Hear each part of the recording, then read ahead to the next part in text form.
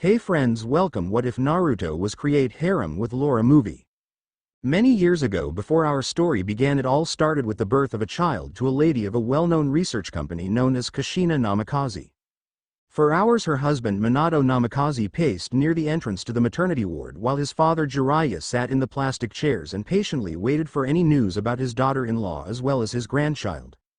After many hours of waiting for the two outside, Naruto Namikaze was born into this world and placed into the arms of his two loving parents who cradled him that night before he was taken to the nursery, where he was placed to rest alongside the other newborn babies who were asleep in the nursery.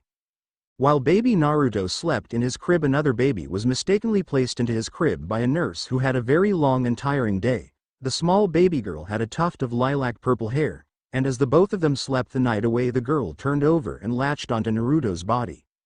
When the nurse came to check on the conditions of the baby in the morning, she noticed the mistake she made and quickly tried to correct it, but when the girl was placed into another crib she would start crying, so with no other choice left, the nurse moved her back into Naruto's crib, where she would stop crying almost immediately and instead turn to him and wrap her small arms around whatever part of his body was closest. When the parents came to check on their respective babies, they saw the cute sight of little Naruto being held one by another baby girl.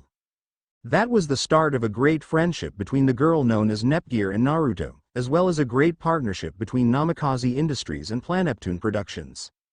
Years later, many years had passed since that day, and both Nepgear and Naruto were nearly inseparable. Both of them had hobbies related to their family business.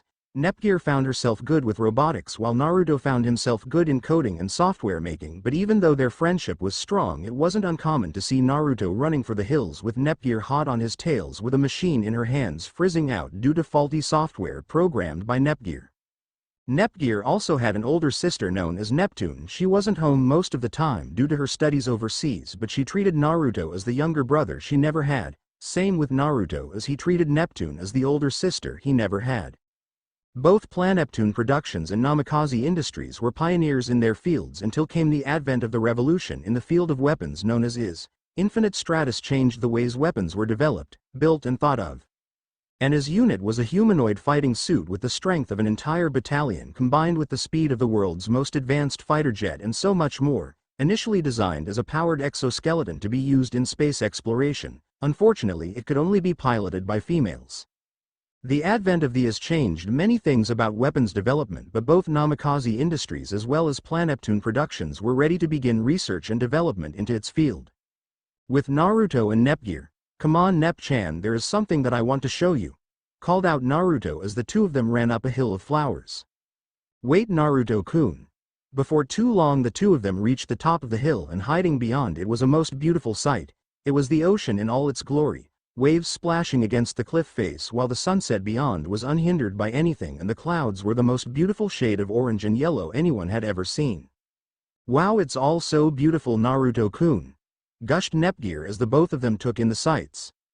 "Yeah, and you know what Nep-chan, I want this place to be a special place for all of my friends. One day I'll have a lot of friends and I'll bring them all here, he," replied Naruto with a smile on his face. Time skip. Years had passed since that day, and both Naruto and Nepgear grew up well. Naruto grew up to have spiky blonde hair and heterochromatic eyes, one blue and the other purple, while Nepgear grew up to be a beautiful girl with long lilac hair and eyes a few shades darker than her hair. The day the construction of one of the first Namikaze Industries as well as Planeptune Productions was finally completed, they dubbed it the Lancelot after one of King Arthur's knight. The Lancelot was built using pieces made by Planeptune Productions, while Namikaze Industries worked on the software that was carefully built from the ground up mostly by Naruto to function specifically with the Lancelot design in mind.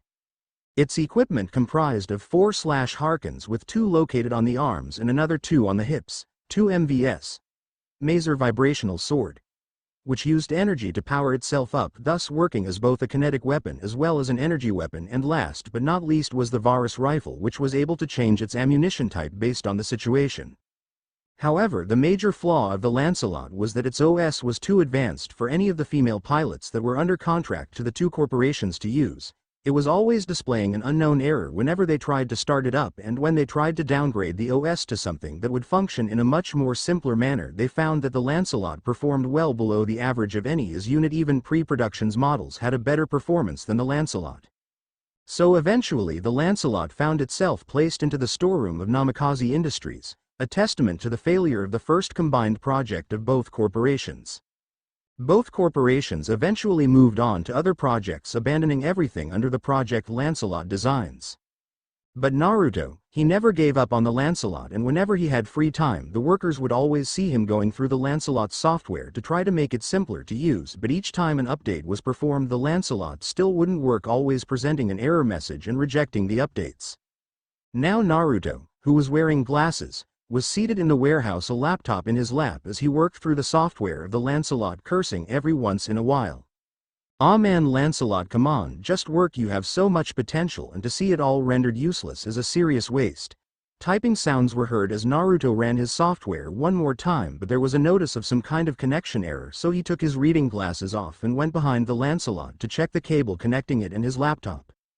As soon as he touched the surface of the Lancelot he felt a large influx of information rushing onto his mind, and when it was done Naruto stumbled about trying to ease his headache but couldn't and collapsed to the ground, fainting from the pain. "Naruto-kun!" Nepgear cried out, dropping her glass of juice when she saw Naruto collapse to the ground. Later on, once Naruto woke up and they asked him what was going on, he told them all about the influx of information that he received from the Lancelot. Both Kushina and Minato were surprised, but they brought him down to an IS testing building, and there they found out that Naruto could actually pilot an IS, or more specifically he could now pilot the Lancelot, and to avoid him being hounded by other companies or the government they came to a decision. He was sent to his academy under the heading of a test pilot for the Lancelot, so with Nepgear he would be part of class 1 to 2 and the second male pilot in the history of his, with a boy being called Ichika Oromura being the first ever male pilot who discovered his ability just a few days before Naruto did. Class 1 to 1 is academy.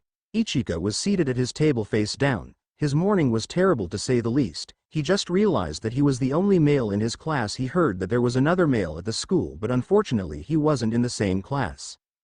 He was about to go off to the canteen when he saw a blonde boy who was standing by his side smiling. "Hey, you're Ichika Oromura, right?" Ichika nodded. "Yeah, and who are you if I may ask?" "Me, I am Naruto Namikaze, and I am the second male ever able to pilot an IS. It's nice to meet you, Oromura-kun." "Likewise, Namikaze-kun." Naruto took a seat in an empty seat and the two of them hit it off in a rather friendly fashion, but soon their conversation was interrupted by Nepgear, who came bursting through the doors of class 1 to 1. "Naruto-kun, what are you doing here? It's time for breakfasts, come on, let's go." Nepgear had a rather pouty look on her face while she dragged Naruto towards the canteen. "Ya ne Oromura-kun, I'll take to you another time." Ichika waved goodbye to Naruto. "I am glad that someone like Namikaze-san is here, he really makes me feel like I've known him for a long time." However, someone walked in front of Ichika. "Ichika, can I talk to you?" she asked, with Naruto and Nepgear. They were currently in line to grab their food and Nepgear was lecturing Naruto about running away and leaving her in the room complete with a pouty face. "Hey, don't be like that, Nep-chan, I didn't mean to leave you there, it's just that I wanted to meet Oromura-kun before class really started," apologized Naruto. "But that still doesn't mean you should have left me alone, Naruto-kun." Nepgear looked up and quickly scanned the menu looking for what seemed good. "I'll have the breakfast set, also I'd like a pudding to go with that order please." "Naruto-kun, what will you be ordering?" Naruto scanned the menu and gave his order to the lady behind the counter before the two of them moved down the line to collect their order before they looked for a place to sit down and eat. "Gear-chan." "Naru-kun." Over here the both of them looked over and saw Neptune, Nepgear's older sister. "So how did the two of you like your classroom?" asked Neptune as all of them began to dig into their meal. "It was nice, Ne-san, I sure hope that our class has many great people." Naruto agreed with Nepgear. "Yeah, I hope so too." All three of them had a good breakfast, but it was interrupted somewhat by a girl with black hair tied into two pigtails complaining about the lunch center running out of pudding. Class 1 to 2. All of them were currently seated and awaited the arrival of their teachers, and while this was going on Nepgear worked on a special project that she did not let Naruto see at all. Finally their teachers stepped in and introduced themselves. First up was the woman who was wearing a coat and had a green ribbon holding her hair up. "Welcome all of you to his academy, I am going to be your homeroom teacher for the next few years, you can all just call me if sensei. And you can call me Kampa sensei, if you have any trouble or injuries then please don't hesitate to come and find me." Their other sensei stood slightly taller than if sensei had light pink hair. She was wearing a high-neck wool sweater and hooked on her side was a small medipack. Now let's go around the room and introduce yourselves with any details you think is good, don't be shy. They started at the very front of the class going down row by row. When it reached Nepgear, she happily stood up, gave her name, hobbies and likes. When it was Naruto's turn, murmurs were heard from some of the other girls in the class about how they were so lucky to have the second male as pilot in their class, but when they started mentioning how cute he looked, it made Nepgear a little jealous. Hi everyone, I am Naruto Namikaze. Nice to meet all of you. I don't have much experience in piloting an IS, but I have a lot of technical skills, so please guide me. Some girls felt the need to clap at his introduction. These girls included Nepgear before they continued. So with introductions out of the way, now we have some important business to take care of. If moved and sat behind the desk while Kompa stood by her side, and that is who you want to be your class representative. Remember, your class representative will be the one who will represent our class in events concerning the other classes, and this person will also have a seat on the student council, so let's all give it some thought. If stood up and clapped her hands, now let's head out to the arena today. A girl with short, sandy brown neck-length hair raised her hand and asked, but sensei, what about the theory of his maneuvers? If simply waved her hand, my philosophy is the best way to learn is by doing so. Come on everyone, change and head down to the arena. If walked out, followed by Kompa, who was complaining about If's attitude, but If simply waved it off, making Kompa pout cutely. Naruto was about to change into his custom suit and was in the process of taking off his uniform jacket when suddenly Nepgear came up to him and tapped his shoulder. Naruto-kun, aren't you forgetting something? Naruto turned, releasing his jacket, letting it fall back onto his shoulder, and saw all the girls in the room, some with hopeful eyes while others had a little drool coming out of their mouths. Oh right. Yeah, I am just going to the nearest changing room. Naruto grabbed his pilot suit and dashed out, heading for the nearest changing room, which would happen to be on the other side of the school, while some girls groaned at the missed chance to see a half-naked guy. Minutes later, Naruto dashed out into the arena, completely missing his stop, and crashed into a girl landing in between her legs, and he recognized her from the cafeteria as the one who complained about there not being any more pudding. However, before he could finish his apology, the girl screamed loudly and kicked Naruto backwards, making him land against the podium that both If and Kompa were standing on. Kompa quickly ran to Naruto's side and turned him up and very quickly began checking his condition. Very soon Naruto ended up as a mummy covered with bandages. Kompa-sensei, thanks for the concern, but I don't need that much wrappings, Naruto spoke in a muffled voice as his mouth was also covered by bandages. Kompa very quickly noticed what she did wrong and unwrapped Naruto, while the other girl continued to fume at the fact that Naruto was in between her legs. Oh, I am sorry, Namikaze-san, apologized Kompa, but Naruto waved it off and got in line with the other girls. Some of them were blushing, while others followed the black-haired girl's example and were fuming at that show of pervertedness. Alright, now that has been taken care of, let's get some action in. Eeny, meeny, miny, mo, I pick you too. If ended up pointing at both Naruto and the black-haired girl that Naruto knocked into. Naruto and Uni, please step forward. The both of you will be our volunteers for today. Naruto and the now named Uni stepped forward and stood side by side. Alright, so I want both of you to put on a fight for us. Bring out your as units and take your place in the air. Hi sensei, the two of them responded as they backed off and prepared to transform. For Uni, hers seemed unconventional in the least, as it was missing most of the armor on the feet and arms that the usual is had, instead opting for form-fitting gauntlets with claws at the end and armored boots while retaining floating attachments for her weapons. As for Naruto, his could also be considered unusual, as it formed around his body, completely engulfing it in gray plates. By his hips were two sheaths holding what seemed to be two blades, while his back had an unusual float system, and last but not least was a full helmet covering his whole head, as nowadays it was a rarity for an as to have one. Both his units took off into the air, where they waited and tuned into If Sensei's lecture, which was now happening behind some rather safe blast shields. Alright, now that the both of you are ready, on my mark, let's do a mock battle simulation. 1, 2, 3, go. Lancelot immediately made his way towards the ground, where his float system folded down, and he used the threads hidden in its feet to dodge Uni's shot. Blam! A shot narrowly missed Naruto as he swerved at the last moment, enraging Uni even further. Arg, hold still, so that I can get a hit on you, you pervert. Okay, look, I know what happened and I am sorry. It was all my fault, so I am sorry. Uni floated in the air for a moment thinking about it, but she apparently wanted his blood, so she fired a rain of bullets at Lancelot. Naruto drew Lancelot's swords, and as he powered them up there was a spark of energy that lasted for just a moment before it ultimately died down as multiple error messages popped up on Naruto's HUD indicating that there was an error with not just the MVS sword but it also extended to using the Varus rifle, the Slash Harkins, the Blaze Luminous system, and now even the Float system was rejecting its activation code. The flurry of bullets hit the distracted Naruto, who was desperately restarting all connections again as the dust faded. The two Slash Harkins on the Lancelot's hips were fired at Uni, who simply swerved to the side to dodge them. From within the dust the Lancelot shot out and went straight at Uni with its fists. On the ground, Nepgear saw what was going on with the Lancelot and thought, no, could it be that the Lancelot is now rejecting its combat software? Please Lancelot, please work. Back to the fight. The Lancelot had managed to push Uni back just a little thanks to some quick thinking from Naruto, but the fight was still in favor of Uni as she had all of her weapons and the Lancelot only had its Slash Harkins working at the moment. Alright, that's enough playing around, it's time to end this. Uni turned around and flew off into the air, getting some distance between herself and the Lancelot. Black Heart 2, all missiles go. Uni summoned forth parts that fired off a large number of missiles at the Lancelot. The Lancelot took off into the air as the missiles followed it. Turning around, the Lancelot saw a missile closing in on him and knocked it away with his fist, sending it barreling towards another one and destroying the both of them in a large explosion.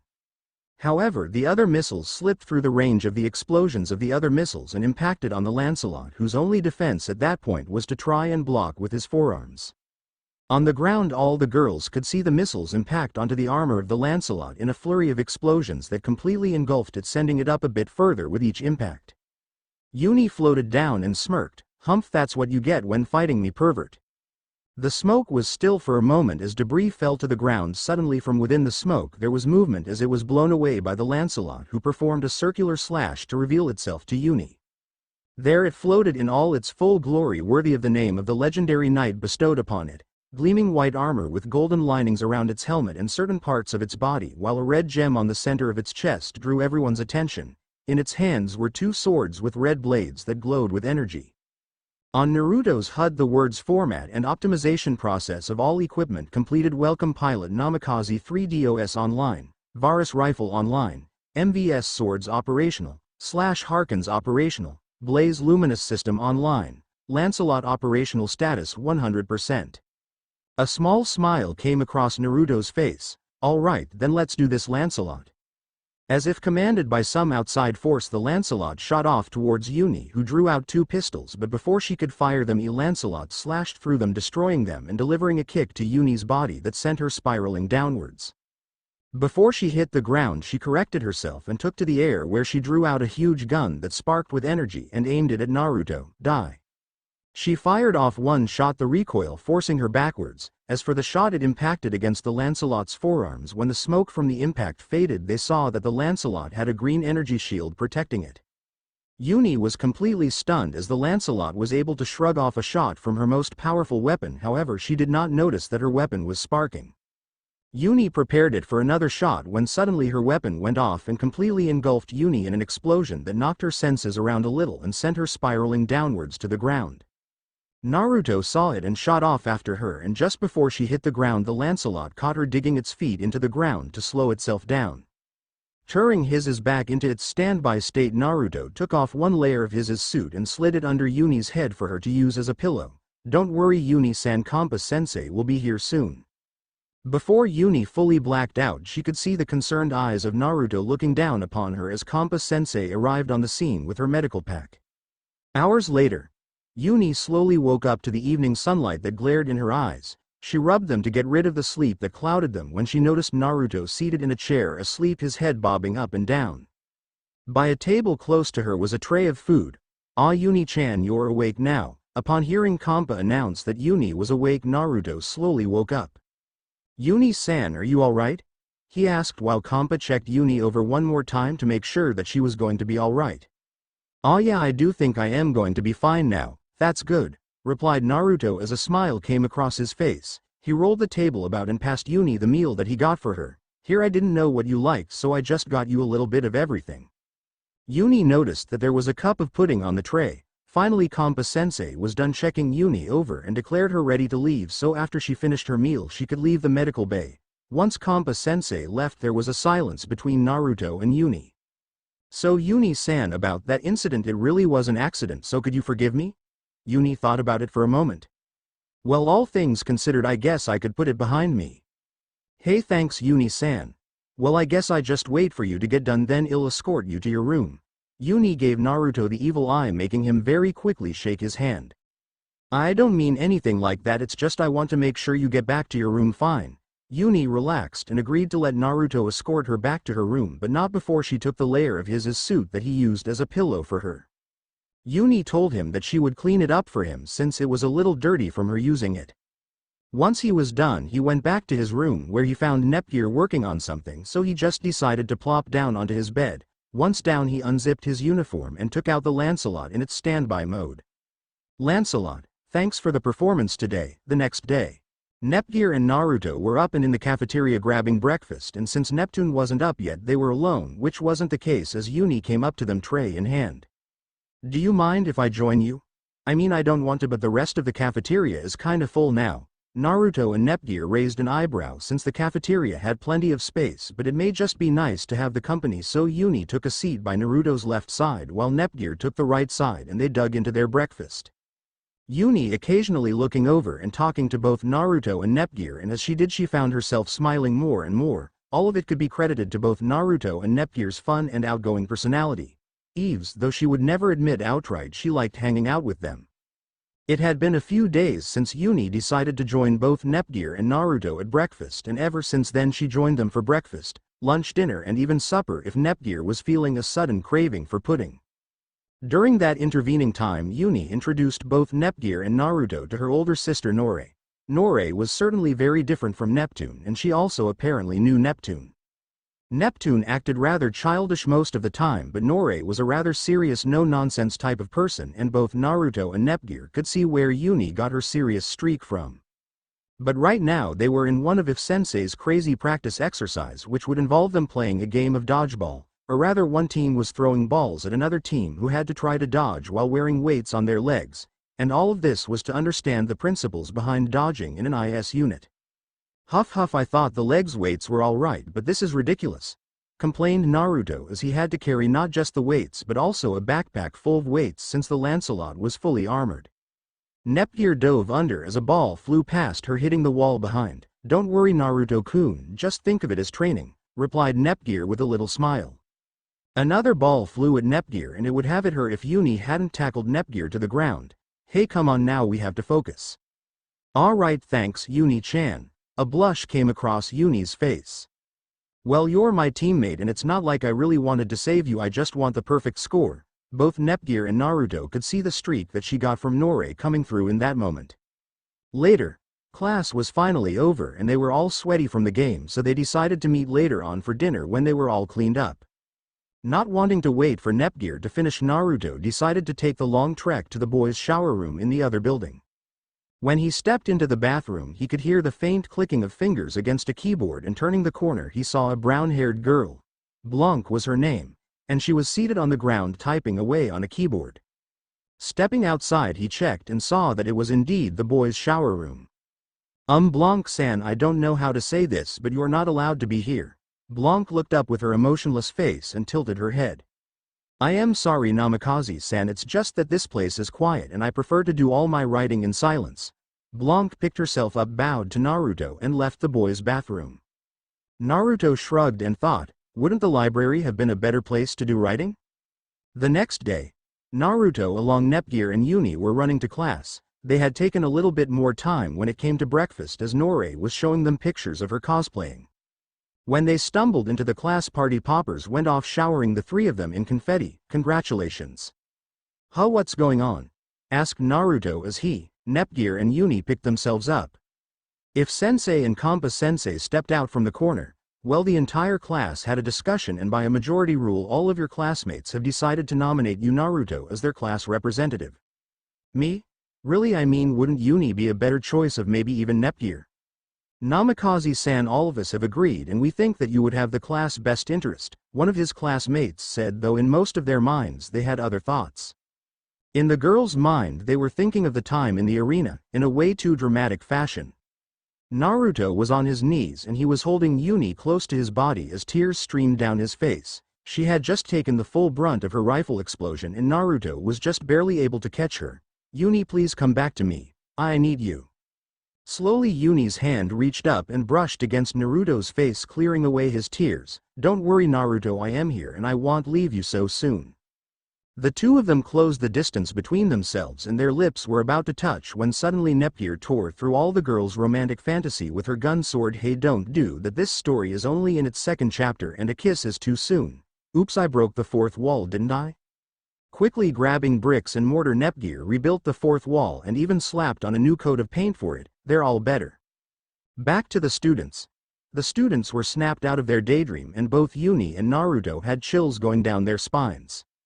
Anyways, now that you have become the class representative, you will need these. If Sensei took out a huge stack of books and placed them on the main table with a loud thump. These books and files are all you will need to fully understand what it means to be a class representative. Fires burned in Sensei's eyes, making her students back off a little. Or you could take this folder which has all the basic information that you'll need. Kompa Sensei placed a much smaller folder on the table next to the stack that Sensei prepared. Thanks Sensei, but I think I'll take this folder. Naruto was about to return to his seat when Sensei told him that there would be a student council meeting later this afternoon, so he should read up on his role as a class representative since this would be an important event. So quickly studying the duties of the class representative, he finished just in time to dash off to the room where they were having the meeting, but not before hearing that they were going to have a party on the town to celebrate him becoming the class rep, Kompa Sensei's treat. The speaker there was the student council president Tadanoshi Sarashiki, and she talked about how they were all very fortunate to earn the role of class representative, but now they were about to face a big hurdle as they would have to prepare for the extracurricular recruitment fair. Tadanoshi went through in rather great detail about the fair, which stands would go where and what they would have at the fair. In the end, jobs were handed out and class 1 to 2 ended up with the task of managing the snack stand as well as providing the entertainment for the fair, and she hoped that everyone would do their best and if possible they should also join a club. On the way out, Naruto saw Ichika and the two of them worked up a little bit of chit-chat and they were quite surprised that they both made class representative position, though in rather different ways, and they were both going to be celebrating tonight, though at different venues. That evening with class 1 to 2, Kanpai. Glasses clinked together as a bit of liquid splashed out and dirtied the tablecloth before the students drank up and called for a refill. All right then, dig in everyone. Plates were passed around and ingredients were emptied into the hot pots of stock. While the food cooked, Naruto announced to everyone what they were going to be doing during the festival. The girls cheered when they heard the job that they received and began to make a list of the snacks that they were going to serve, while at the same time they also discussed what entertainment they wanted. Naruto looked around and he noticed that Blanc was not at the table and the food was just about ready to be served. What's wrong, Naruto-kun? Nepgear asked her, chopsticks stuck in between her teeth. Nothing, I've just got to go check on something. Naruto excused himself and headed outside. There he saw a little cafe where Blanc was seated at her laptop open and a cup of coffee on her table with a slice of half-eaten cake. Entering the cafe, he got behind Blanc and heard her singing a song, and he noticed that there were lyrics on her screen. You've got a nice voice, Blanc-san. Blanc turned around and saw Naruto standing behind her. Ah yes, well thank you Namikaze-san. Why are you here? She asked, inviting Naruto to sit with her. Well, one duty of the class representative is to know where everyone is. Anyways, I wanted to ask why you weren't with everyone else at the hot pot. I don't really like to be around people. Well, I heard you humming and it was really good, so I was wondering, could you possibly be the final act for the fair? Blanc blushed and shook her head. I can't do it, I am just really shy. Naruto thought about it for a moment and saw that the sun was close to setting. So grabbing Blanc's hand, he paid for her meal and rented a bike where he rode to the old cliff. Namikaze-san, where are we going? I want to show you something that could help you overcome your shyness, he replied as he took the corner and stopped. Come on, follow me. Naruto grabbed her hand and led Blanc up the hill to show her the setting sun and crashing waves. Look here. There is absolutely nothing beyond the horizon but the sea and the sun. If you perform, just imagine yourself here and all you are seeing is the sea and the sun. Don't imagine yourself singing to the people in the audience. Imagine that you're singing to the sun, clouds and everything beyond. Blanc took a few steps forward and opened her laptop. Music soon started to play and Blanc sang along with it. Naruto stood behind her and listened intently. Her singing was perfect, it had the right amount of emotion when it needed it and the tune was just where it needed to be. When she was done she closed her laptop and turned to Naruto. I think I will sing, but I want you to be there with me. Naruto nodded. If that's what it'll take, then I'll be there every step of the way with you. Blanc smiled and the two of them made their way back to the hot pot place where they were just in time for the second round of food that would be going in, but before they entered the room Blanc asked that he kept her appearance from the finale as a secret. Naruto zipped his mouth and ensured that he would keep it as his most valuable secret before they dug into the food and had a rather good time, so much so that Blanc had a smile on her face when she returned to her room for bed that night. A couple of days later, the next few days were a flurry of activity as Naruto had to attend another council meeting to present his plan to Tadanoshi about the snacks as well as the entertainment. When it came to the subject of the entertainment he kept quiet about Blanc and instead used the name 5PB for their concert star. The concert would also have fireworks to go along with it to end the night, and he also presented the list of snacks that they would be selling. In the end he was given a budget to work with, which would be including the purchasing of snacks and what they needed to prepare for the concert. After that meeting he was dragged to the supermarket by a bunch of his classmates who were eager to get out of the island and see the mainland. Thankfully they were given time off from class to prepare for the event. The rest of the time that he had was spent with Blanc, who was preparing a brand new song to sing. And while Naruto wasn't any kind of design artist for costumes, he fortunately came across a rather unique individual who agreed to help. With Naruto, Nepgear was busy with the same project that she had been working on for a while now, and she said that it was going to be completed soon. Naruto was just coming out of the shower drying his hair when he noticed something rather strange in his room. It was a strange trash can that he swore was not there before. Getting close he suddenly lifted the entire thing to reveal a little girl wearing a rather large bunny cap. Oops, it looks like Gust got caught after all. Yeah, so why don't you come out of there and tell me what you're doing in there? Gust stepped out of the trash can and looked sheepishly at Naruto.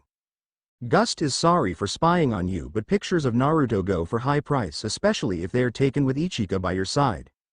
Right, Naruto nodded his head, which had a raised eyebrow. Anyways, please don't report Gust for entering your room without permission. Tell you what, Gust will do one favor for you in exchange for you not telling on Gust. Gust has many skills, so just ask and Gust will do it. Well, now that you say it, I do have one problem to be taken care of, but you have to keep it a secret. Gust readily agreed to it and followed Naruto to meet Blanc, and while Blanc she had her reservations about the situation, she relented as neither of them had any or much experience with makeup. There, Gust is finished. Gust tossed open the curtain looking fairly proud of herself, and out stepped Blanc. She was wearing a blue wig with black headphones that had a small silver antennae, pink rings on the earpieces, and a small microphone attached to the left ear, a beauty mark below her left one. She also has black painted nails and a black music note with a heart piece tattoo on the left side of her stomach. Her outfit consisted of a black bikini top with very thin silvery vertical lines, black ruffled lining and button pieces on the straps that have small silver spots along them. The ruffled skirt matches the top with white straps and black and pink buckles. A pink belt with a pink bow on the back and black lining of the skirt, and two smaller frilled layers of it, one being pink while the other is black. Her black boots have white strappy stripes and white and black stripes underneath, along with a frontal pink design. One boot is almost covers the entire leg with tears in the material, while the other boot is short with fishnet stocking material, resembling a garter belt. She also wore multiple accessories, such as small below-the-shoulder bands with pink frills and silver music notes going around the center, a black and pink bracelet on each wrist, a black frilled choker with studs, and a heart piece with her icon on it. All in all, she looked like an idol with that get-up. Wow, you look great, Blanc-san, commented Naruto. Blanc looked away shyly as her outfit was rather revealing and she wasn't used to wearing such clothing. Gust, do I have to wear such revealing clothes? Gust tilted her head and looked at Blanc. Does Blanc-san have problem with Gust's choice of outfit? Gust was sure that all current idols dress like this, so if you dress like that then you look just like them. Naruto's words rung in Blanc's head. There is absolutely nothing beyond the horizon but the sea and the sun. If you perform, just imagine yourself here and all you are seeing is the sea and the sun. Don't imagine yourself singing to the people in the audience, imagine that you're singing to the sun, clouds and everything beyond. Blanc straightened herself and confidence flared in her eyes. I can do this. Naruto couldn't see the fire, but from Blanc's body posture he could tell that something woke up inside her. There, now that Gust is done, Gust will take her leave. Call Gust when performance time so that she will be able to make Blanc pretty again. Gust bowed and left. Yeah, look at the time. Want to go and grab dinner? Blanc nodded. Yes, just give me a moment to change back into my uniform. Naruto walked and waited outside while Blanc changed. When she was done, the two of them made their way down to the cafeteria where they met up with both Uni and Nepgear for dinner. The day of the event, Naruto was busy doing some final checks, so he just told Nepgear to sign him up for whatever club she felt like doing. So now Nepgear was going through various stands searching for one that she liked. She already visited Neptune, who was stuck manning the stall for the snack club, and she told her that she would think about it. She was right now observing the stand, which was when one caught her eye, and it was being manned by a fairly well-endowed blonde-haired lady. Ah, hello there, you seem interested in my club. I am Vert and I am part of the Cosplay Club, but I also represent a special research club. Vert introduced herself and passed Nepgear a simple introduction pamphlet. So Vert-san, what do you research? A tinkle appeared in Vert's eyes. I think it will be better if I showed you what you're about to see is secret and technically isn't part of the main club. Vert led Nepgear to the back where there was a tent. Nepgear followed Vert into the tent, wondering what she researched. A few minutes later, Nepgear stepped out slightly dazed, a little drool coming out of her mouth. Wow, I never imagined such a thing could exist, and it was wonderful. Vert was rather happy and passed Nepgear a sign-up sheet. So will you join the cosplaying club and me to an extent, Nepgear? Nepgear happily nodded her head and signed her name on the joining sheet. Then she remembered that Naruto also asked her to sign up for him too, so still in her daze she also put Naruto's name down before happily skipping away humming, naked nudie dangly la la la. With Naruto was doing checks on the sound system when he suddenly felt a chill run down his spine, and it affected him so much that he fell to his knees. What is this feeling? I feel as though I am going to be dragged into many compromising situations. Shaking the feeling away, he finished his check on the sound system and found that the installation of the sound system was faulty and the sound test wasn't working. Something was wrong with the speakers and they wouldn't play Blanc's track. No matter what he did, it just seemed as though the speakers wouldn't play Blanc's song. He didn't know what to do, so he went in search of new speakers, leaving Gust in charge of things. Later on, the crowd was getting impatient while Blanc was getting skittish about going on stage, but with Gust taking charge of things due to Naruto's disappearance and left with no choice, she had to get Blanc to go on stage. There Blanc stood. All of her fears started to rise, and soon she was about to buckle from the stage fright. Nothing came to her. She couldn't remember what Naruto told her, and most of all she couldn't remember her lyrics. Just as she was about to fall to her knees, she heard something come in on her headset. Blanc, don't you dare give up. When I heard you sing at the cliffside and it was beautiful, so don't give up. Suddenly from above there was a roaring noise as the Lancelot came swooping in and landed next to Blanc. There were speakers attached to the wings of the float system that the Lancelot used to fly. I told you I'd be here for you. Now I believe there is a song for you to sing. Blanc nodded, so the Lancelot took off into the air and played Blanc's song. Play Macross Frontier Saikan Hiko. Alright everyone, who's ready for some music? Screamed Blanc while the music played in the background.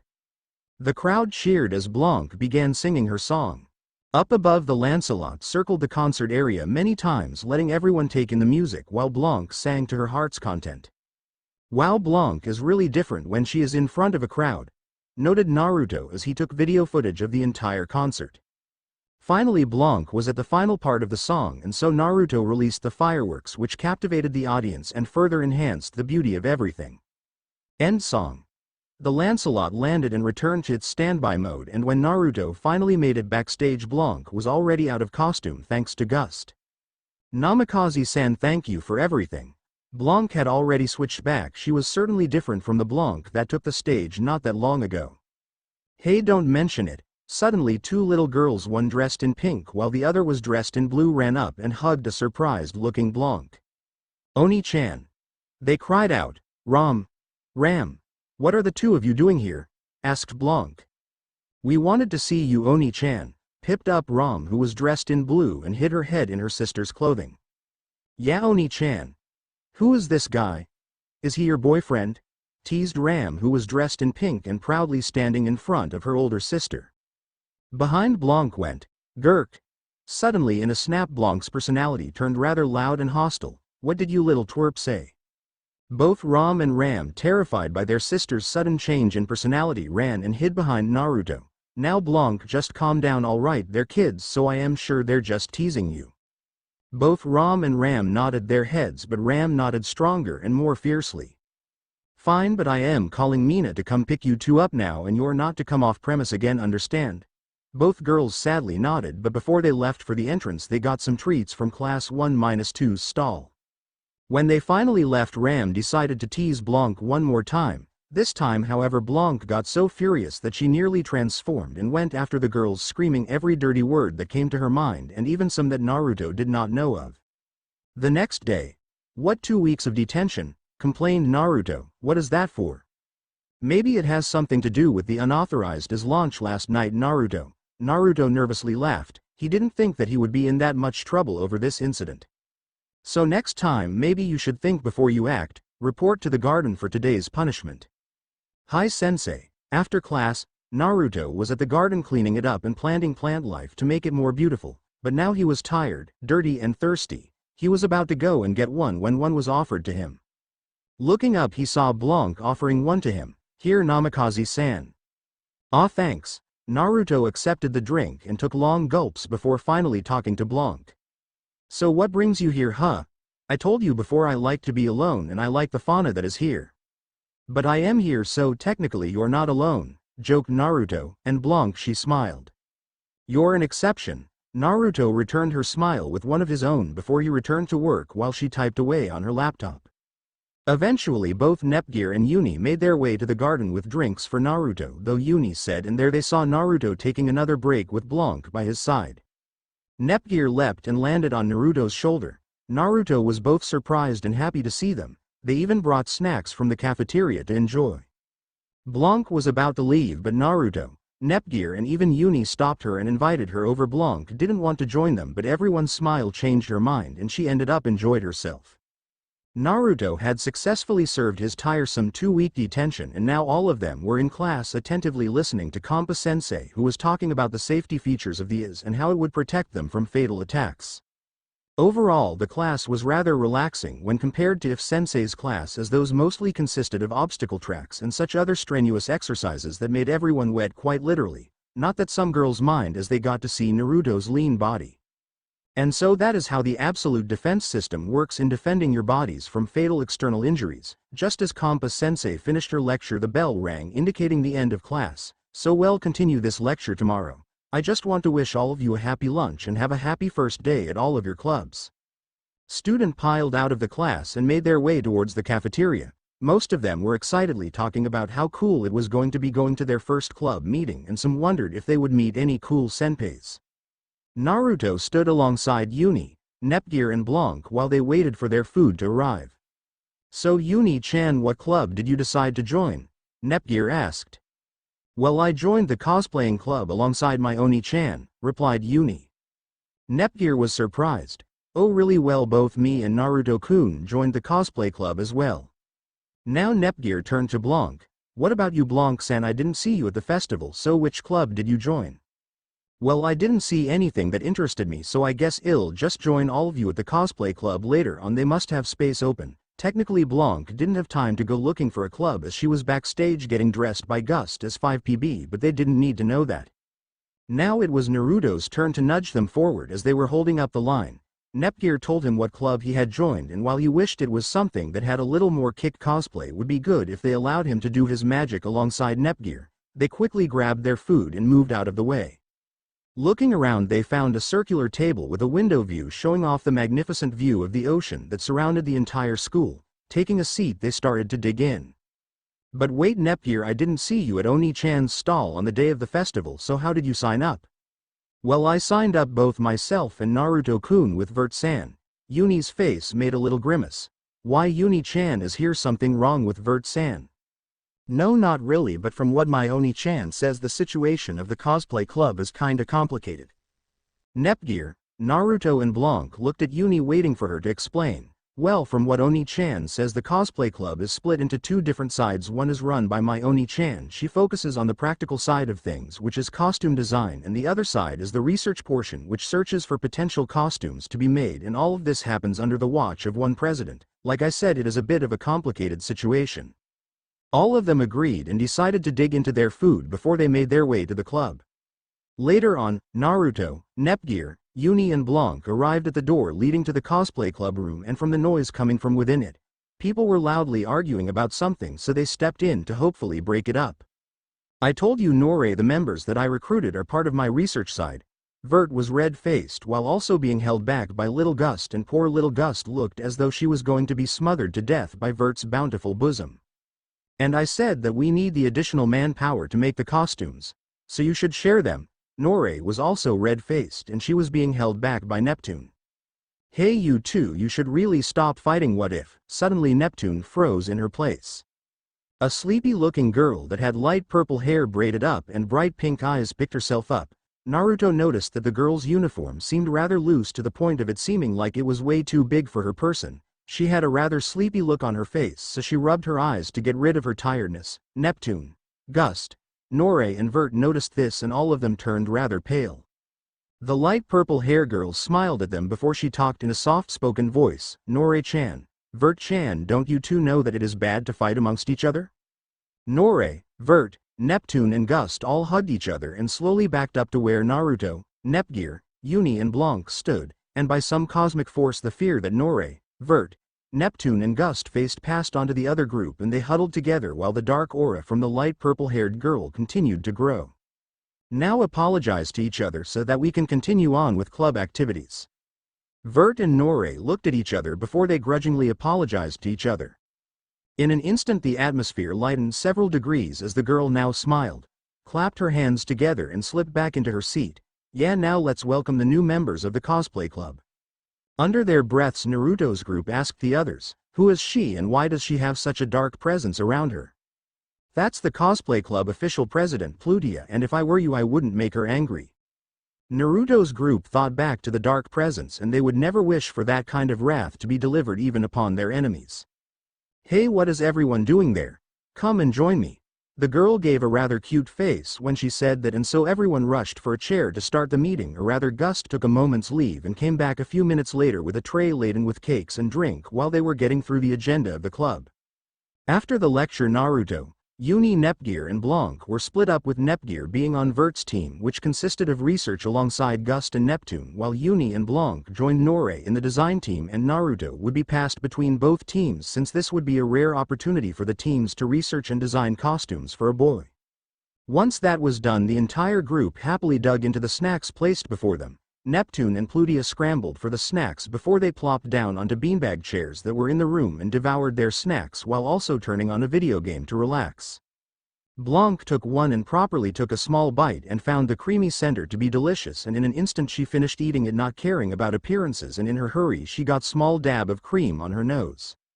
Naruto laughed at her appearance and picked up a napkin from the table to clean it off. Blanc blushed when the napkin touched her nose. There, try to be a little cleaner next time, laughed Naruto, who tossed the napkin from his seat and scored a perfect center in. Blanc nodded before everyone grabbed their drinks and proceeded toward their workstations. Vert, Nepgear and Naruto hit the computers searching for a male costume to prepare, while Nore, Uni and Blanc worked on putting together the costume that they had already been working on. Gust worked on cleaning up before she joined Vert, and last but not least Neptune and Plutia fell asleep tired from their full bellies. Nepgear was searching for costumes when Vert came up to her and whispered in her ear, "Don't worry Nepgear, we'll do that research later." Nepgear blushed and thought of the butlers that Vert showed her, which was when something pinged inside her head. Quickly typing on her keyboard, Nepgear brought up various pictures and showed them to Vert. Meanwhile, at another computer, a cold chill ran down Naruto's spine. Turning behind, he saw that Plutia was still asleep, snuggling rather close to Neptune, so he could only wonder where that cold chill came from. They stayed at the clubhouse for a couple of hours before they decided to reconvene at a later time, preferably next week. Vert's group managed to come up with a design for a costume for Nore's team to design. As for Nore's team, they managed to finish working on the costume they had designed and began working on Naruto's costume. "So Nepgear, you going to head back to the room?" Nepgear shook her head. "No, Vert-san said she had something for me, so I'll be going back later." Naruto nodded and walked with Uni and Blanc back to their housing block. "So Uni-chan, do you know what Nepgear is working on with Vert?" Uni shook her head. "No, Nepgear didn't tell me anything." Well, alright, so are we all still up for dinner later on? Both Uni and Blanc nodded before they headed on their separate ways. Upon entering his room, Naruto noticed how messy Nepgear's table was. It sort of resembled her work table back home. Approaching it, he saw a familiar drawing that Nepgear made when she was a kid.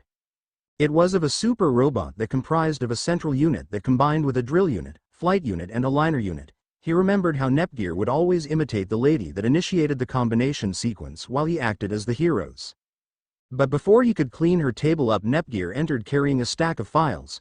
"Oh, Naruto-kun, what are you doing? Were you spying on my computer?"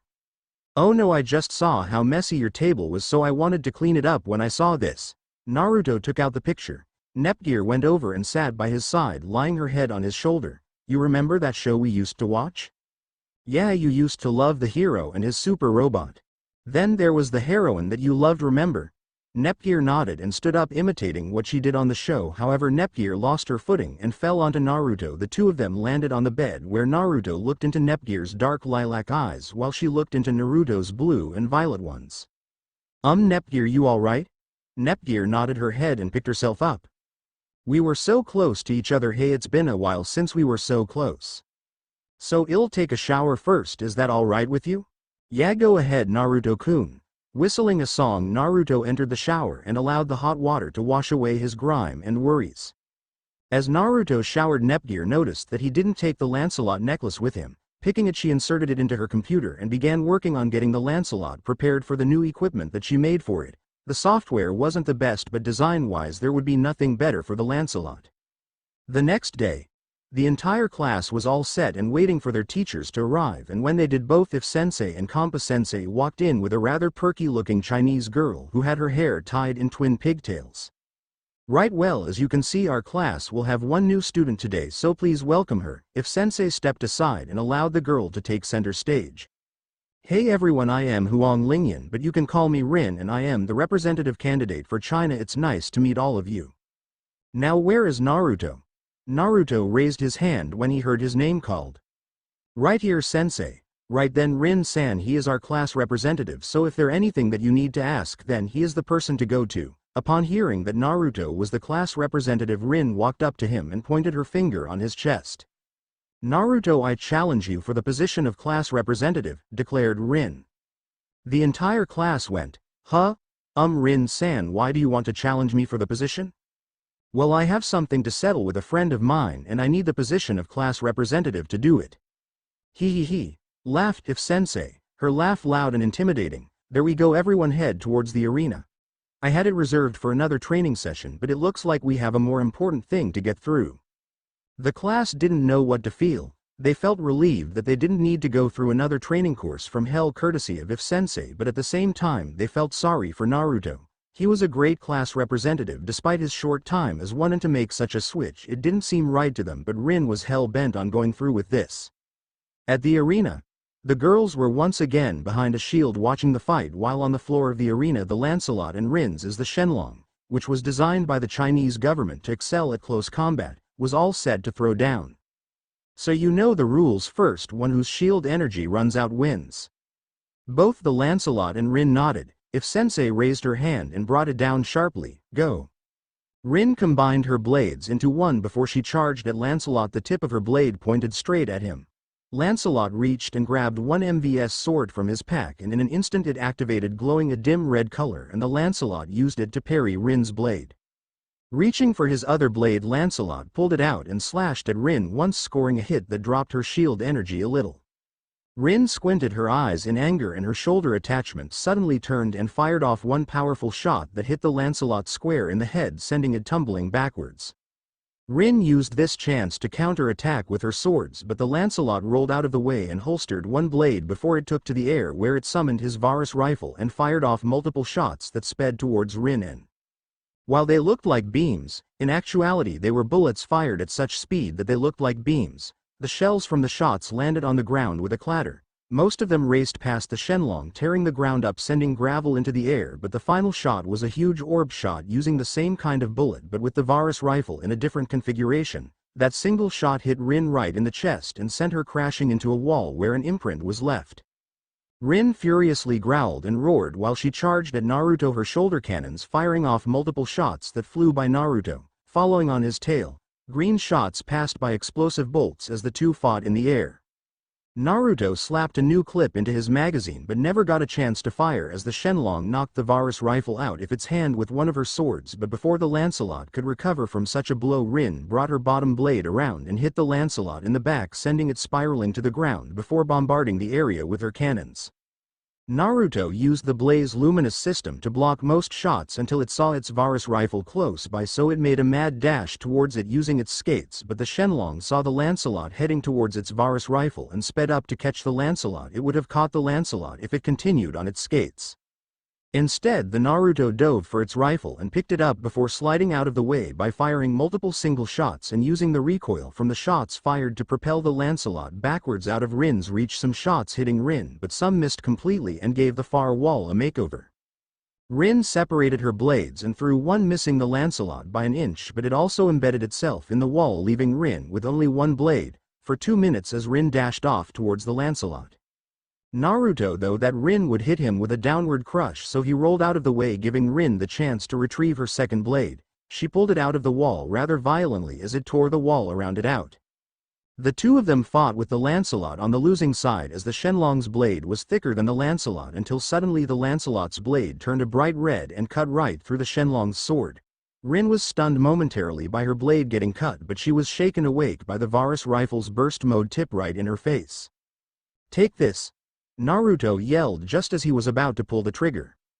But Rin's shoulder turret suddenly turned and pointed itself straight at the Lancelot. "Then take this as well!" Rin screamed. The Varus rifle fired just as the Shenlong fired, and both projectiles collided with each other, producing an explosion that shook the entire place. When the enormous cloud of dust passed by, they could see the Lancelot slowly stand up, its Blaze Luminous system partially active while the Shenlong was on its back. And the Lancelot wins. "If Sensei," announced, much to the happiness and joy of the class of 1 to 2. The girls dashed onto the field and made their way towards the Lancelot, who gave all of them a thumbs up. As for the Rin, she picked herself up and walked off the field downtrodden. That night, Rin was in her room cleaning her hair when there was a knock at the door. She picked herself up and opened it. There Naruto was standing. Hey Rin-san, I saw you walking away and I just wondered why you would want the position of class representative so much," Naruto asked. Rin looked down, saddened. "Well, I have this friend and he forgot a promise that he made to me, so I wanted to use the position as class representative to participate in the competition and teach him a lesson."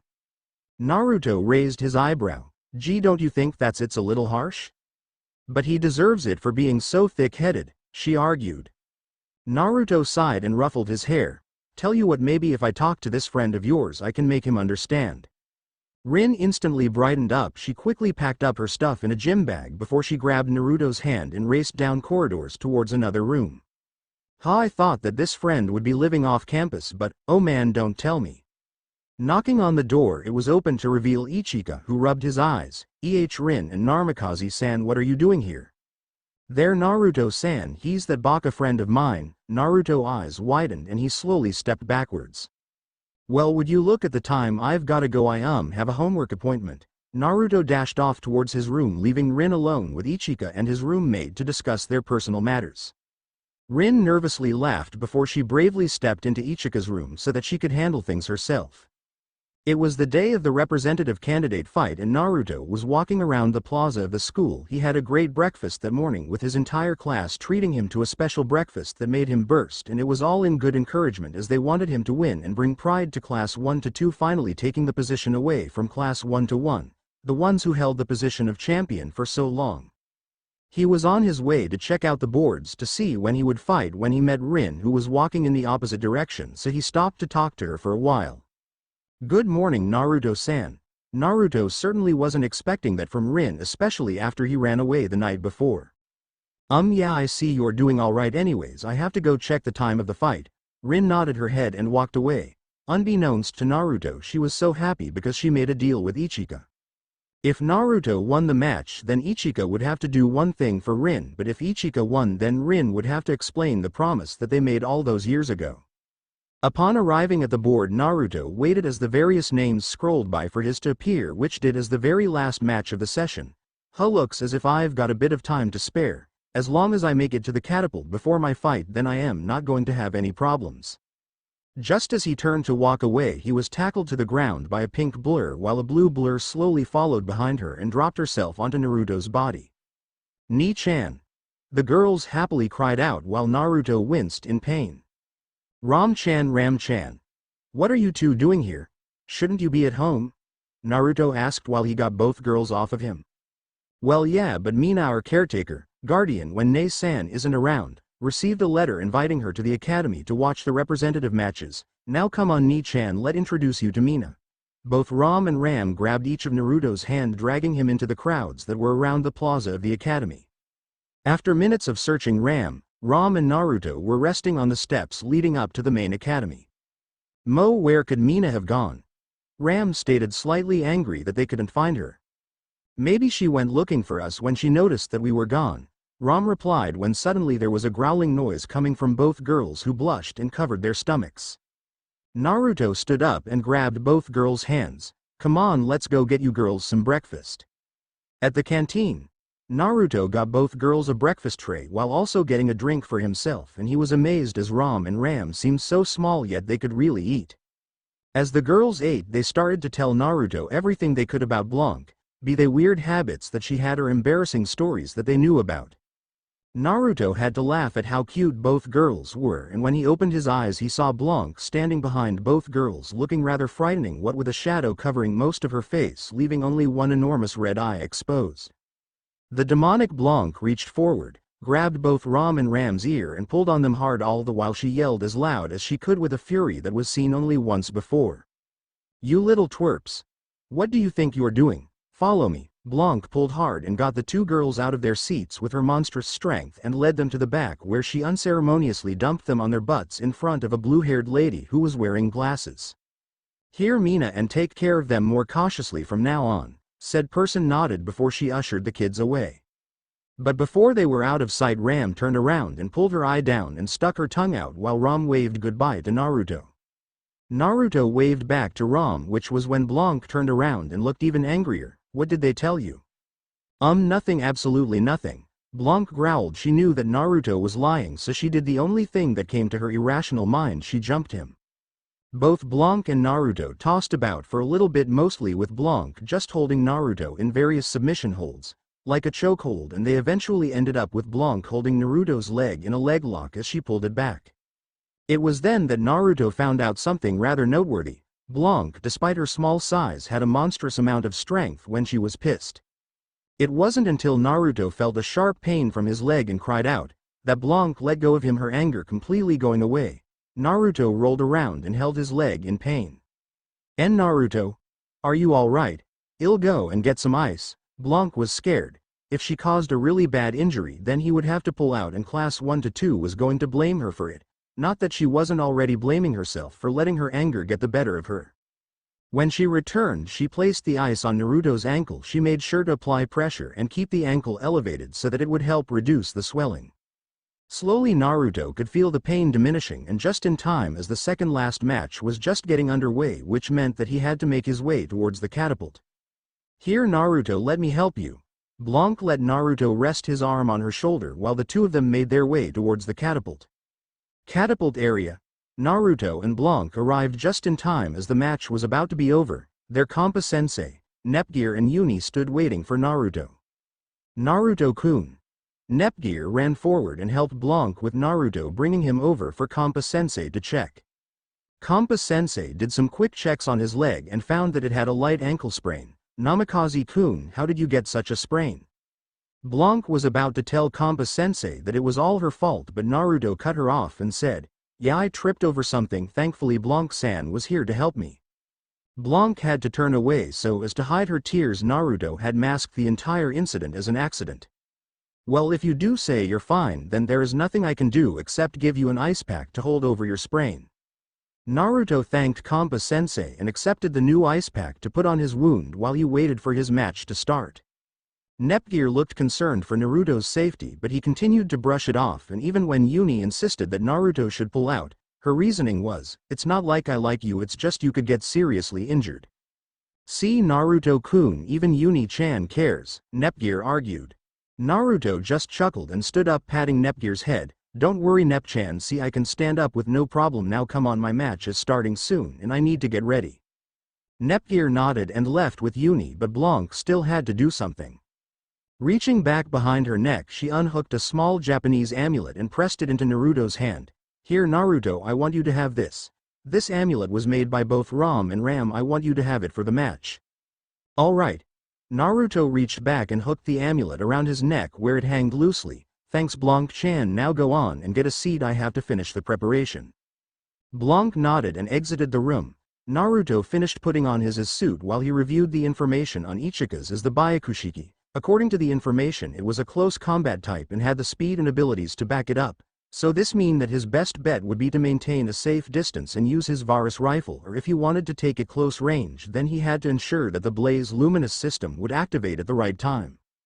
Finishing his review, Naruto activated the Lancelot. Its white armor wrapped around Naruto's frame and he placed his feet into the catapult. There was a little bit of pain on his leg, so he knew that he had to stay in the air for as long as the fight would last. 3, 2, 1 launch. The catapult fired off the Lancelot into the air where its float system opened up and let the Lancelot hover into the air where he met the Byakushiki.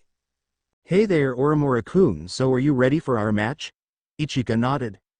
Yeah, let's show them what we can do. The timer counted down and with a loud horn blare the match started. Ichika took a battle stance and shot after Naruto, who flew higher into the air and summoned his Varus rifle, but before he could fire the rifle indicated that the ammo was jammed, so he had to take it out and give it a couple of taps to set the bullets straight. Ichika saw that Naruto was possibly not paying attention to the fight, so he decided to try and end it. Using Ignition Boost, he caught up to Naruto and activated his Barrier Void ability, and he was about to slash downwards when he suddenly caught sight of Naruto's Varus rifle turning about. At the last second, Ichika pulled out using Ignition Boost, so the Varus rifle burst shot went overhead, completely missing its target. Wanting to stay on his target, Naruto followed right behind Ichika, firing off round and round, and thankfully Ichika managed to dodge the shots. Deciding to try something, Ichika did a high turn and headed straight for the Lancelot. Naruto saw what he was doing, so he drew one of his MVS sword, and their hardened metal of Ichika's Yukihara met the red blade of Naruto's MVS. Gripping his blade with both hands, Ichika managed to parry Naruto's MVS and he went straight for the Varus rifle, knocking it out of Naruto's hand and sending it heading straight down to the ground. With Huki and Cecilia. Yes, that is good. Ichika take out his gun so that now it's on a more even field. Huki cheered as she was glad that Ichika learnt something, while Cecilia also had to agree with Huki. It was a good move on his part. Back to the fight. Naruto drew out his other MVS sword and headed straight for Ichika, while Ichika gripped his blade tight and shot off towards Naruto. In the air, both of them clashed with sparks flying everywhere. It was an even match with neither of them wanting to give up. Knowing his advantage to be with the Varus rifle, Naruto threw one of his MVS swords at Ichika and descended in to pick up his rifle. Ichika saw the sword approaching him and deflected it, but he also saw Naruto going after the Varus rifle, so he activated Ignition Boost to catch up to Naruto.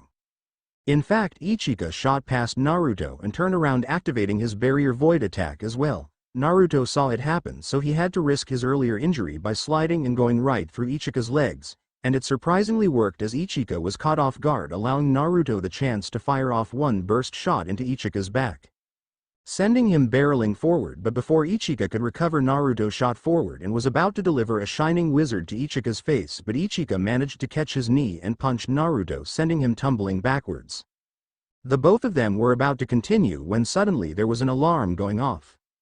Huh, what's going on? Naruto asked when he received a new transmission. Namikaze-kun. Oromura-kun. Get out of there. From above, a huge mass of metal broke through the shields of the stadium and crash-landed in the middle of the arena. From within the smoke, a huge monster of a robot emerged. It was painted dark black and had these enormous arms that were almost as long as its own body.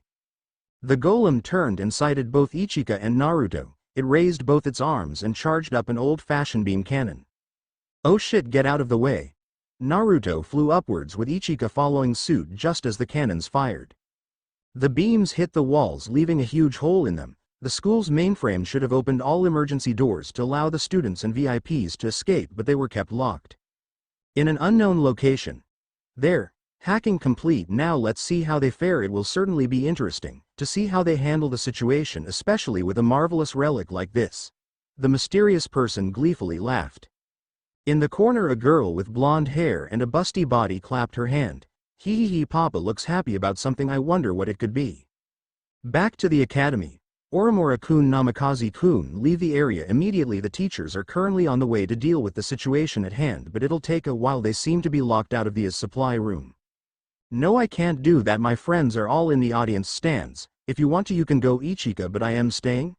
Images of Blanc, Uni and Nepgear with class 1 to 2 ran through Naruto's head. Then there was the image of a scared Ram getting reassured by either Ram or Mina that everything would be okay. No, I'll stand by your side. So what's our plan? Ichika asked. Split up and distract the thing for as long as we can. Ichika, can you take point with your sword? I'll cover you with my Varus rifle. Alright then, let's do this. Ichika took to the air, followed by Naruto. With a strong lift off, the Golem followed the two into the air where they began to fight, Ichika engaging the Golem in CQC while Naruto backed him up with some covering fire, and if needed then Naruto would also use the Blaze Luminous system to block the cannon shots. Back with the unknown person.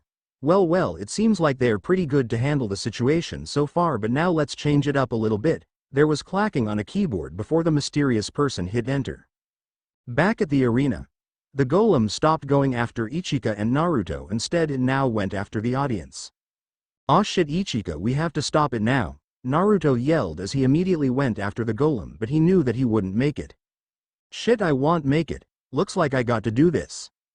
Naruto released his flight system and sent it after the Golem at maximum speed. Ichika saw what was going on and activated his ignition boost, but he wouldn't catch up to Naruto, so to correct this Naruto fired off one of his harkens, which Ichika caught and slowly lowered himself down, but Naruto's legs started to hurt so he missed the landing and both guys were sent tumbling.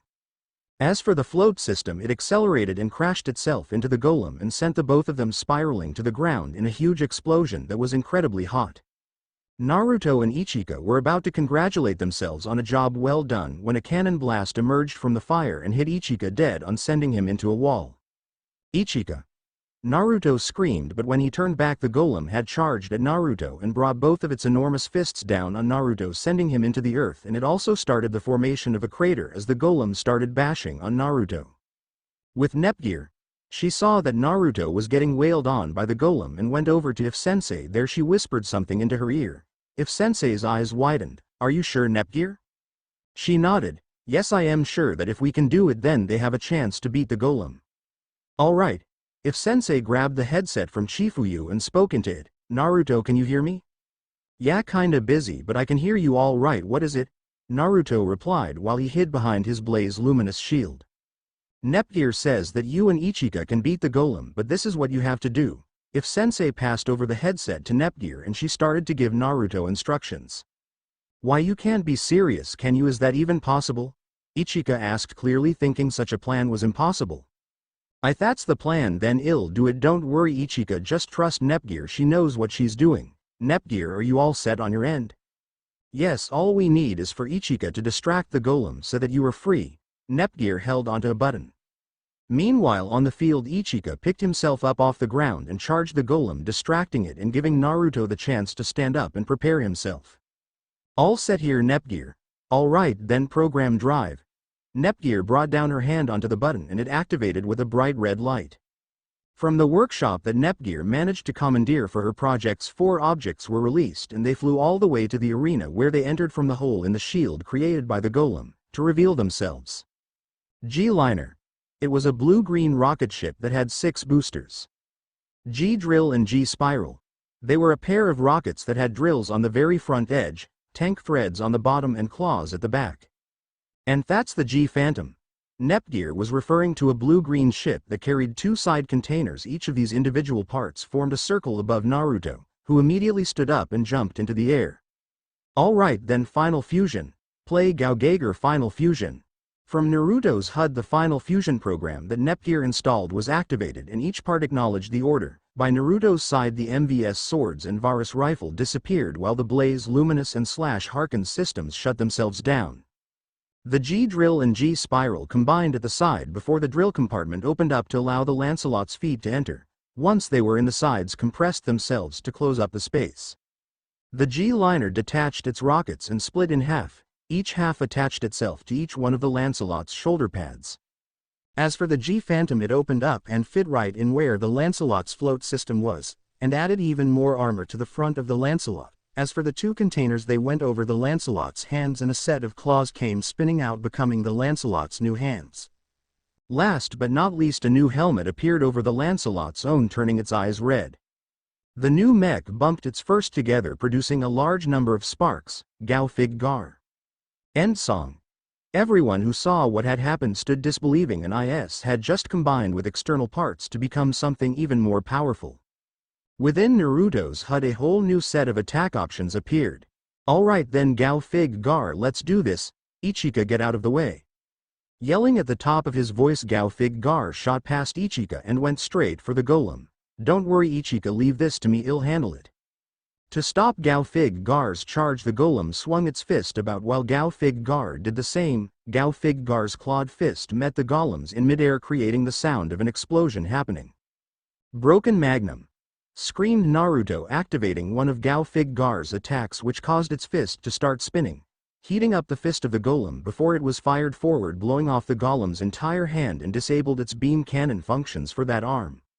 The fist returned to Gao Fig Gar and docked in before Gao Fig Gar brought its other fist around and smashed it into the head of the golem, denting it completely, as well as sending the golem spiraling to the ground, where it landed with a huge cloud.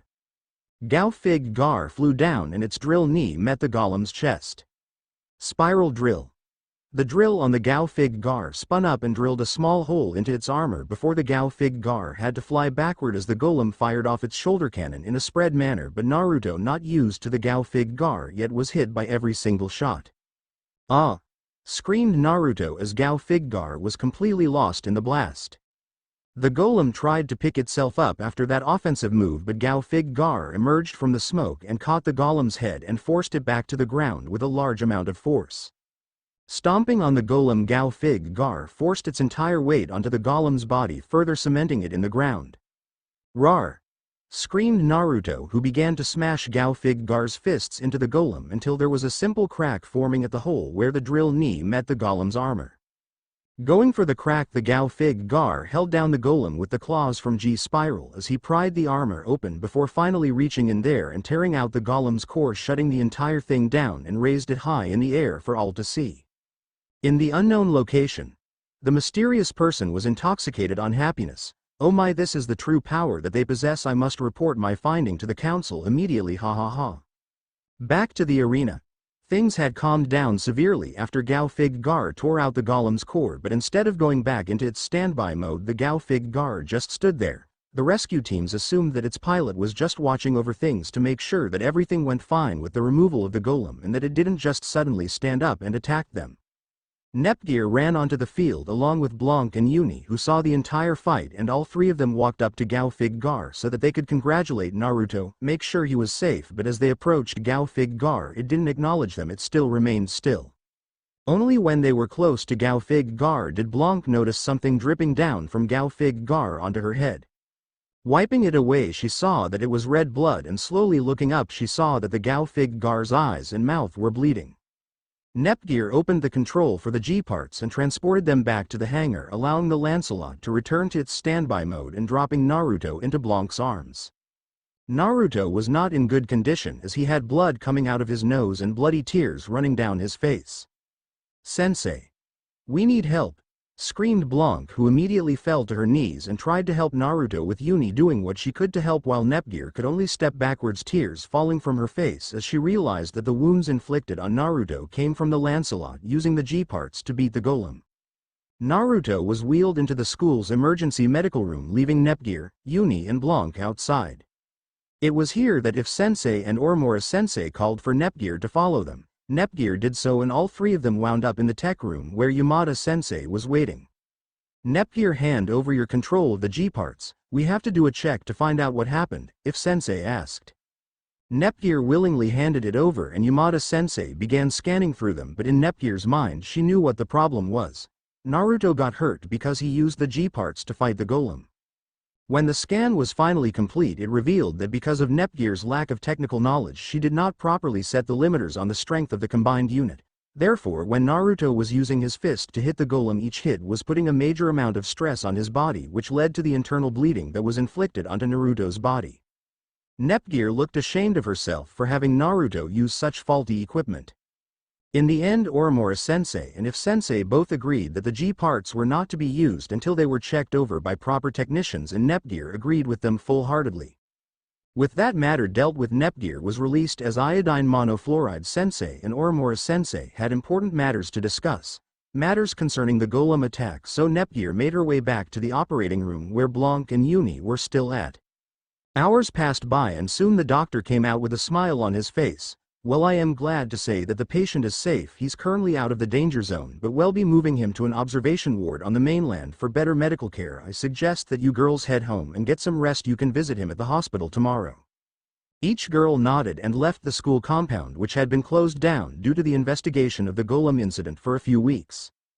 But Nepgear didn't go home. Instead, she made her way to the hospital to wait until it was visiting hours. She didn't want to see anyone else first except for Naruto and apologize for what she did, but most of all she was also too ashamed to face Naruto's parents when everything was her fault. Nepgear took a seat outside Naruto's room and fell asleep, all the while she mumbled how sorry she was to him.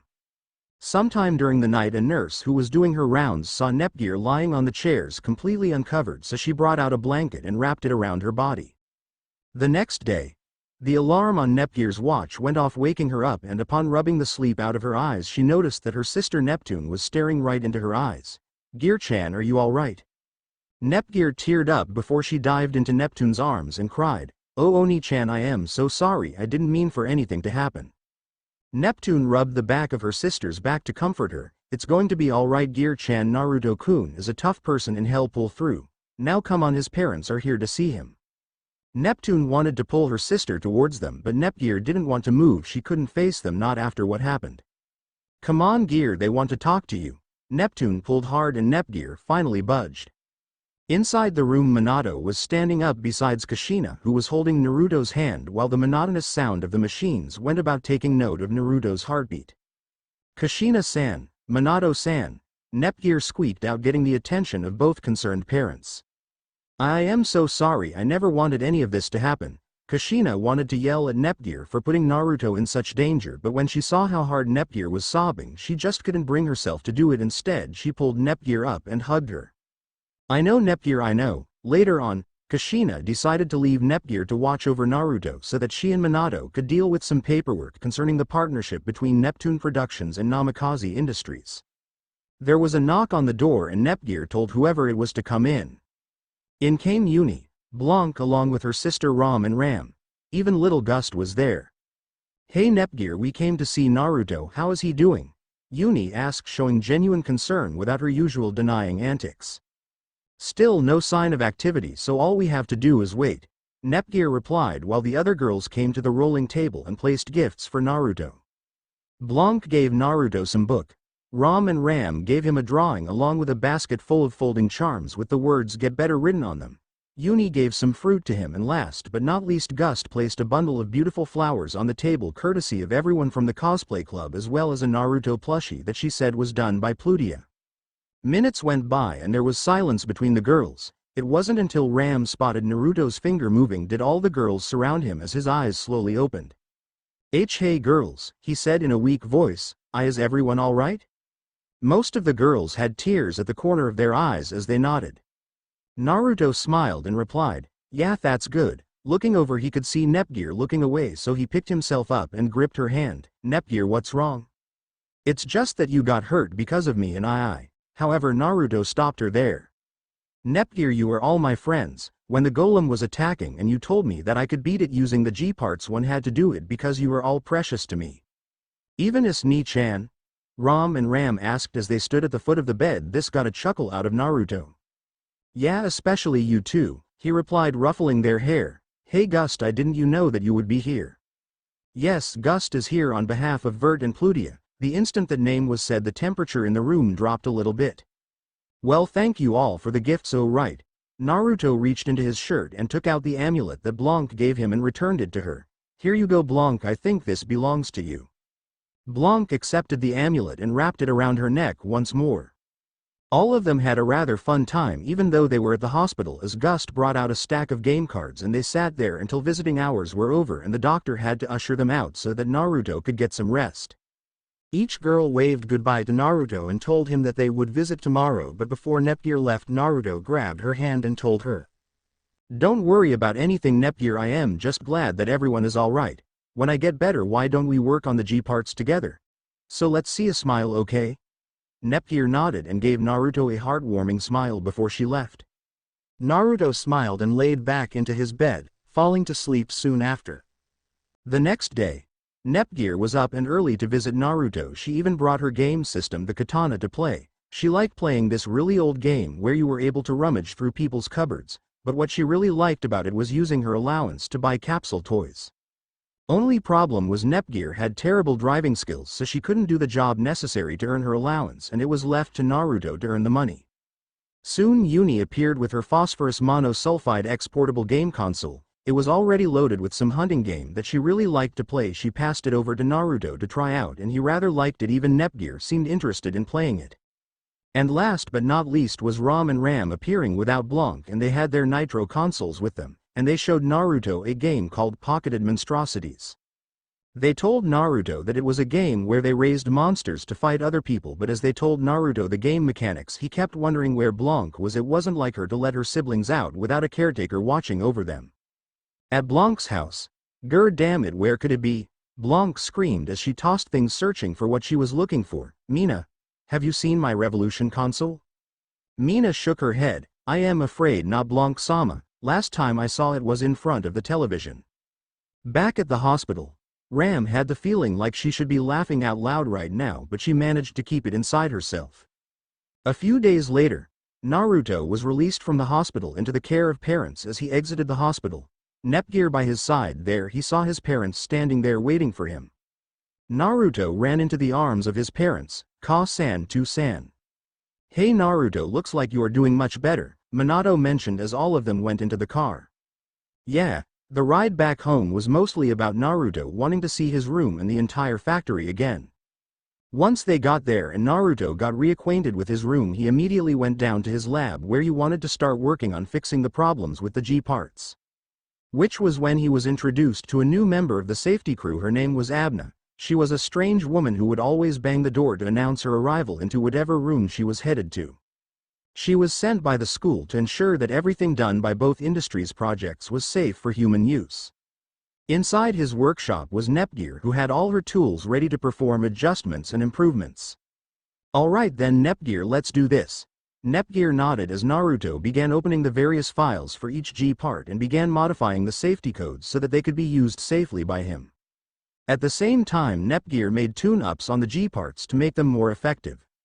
They spent the entire time modifying the parts, and while it took a week or so to modify the units for safe use, it was finally done and checked over by the safety team, which took a couple of days. So now it was time to test it out. "Okay Naruto, program drive go." Final fusion. The hangar released G-Liner, G-Spiral, G-Drill and G-Phantom from their restraints as they flew off, and the Lancelot jumped into the air. The G-Drill and G-Spiral combined at the side before the drill compartment opened up to allow the Lancelot's feet to enter. Once they were in, the sides compressed themselves to close up the space. The G-Liner detached its rockets and split in half. Each half attached itself to each one of the Lancelot's shoulder pads.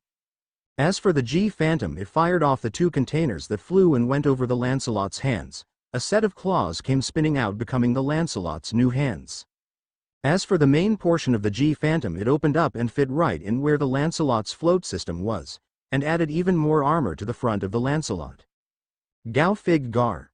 Fusion complete. Alright Naruto-kun, targets coming out right now, Nepgear replied as she tapped some buttons releasing targets. Alright Nepgear. A target appeared and the Gao Fig Gar turned to face it. Broken Magnum. Gao Fig Gar's fist began spinning before Naruto fired it off. The fist broke through the target with no problem. Alright, vitals still seem normal, try some close combat moves.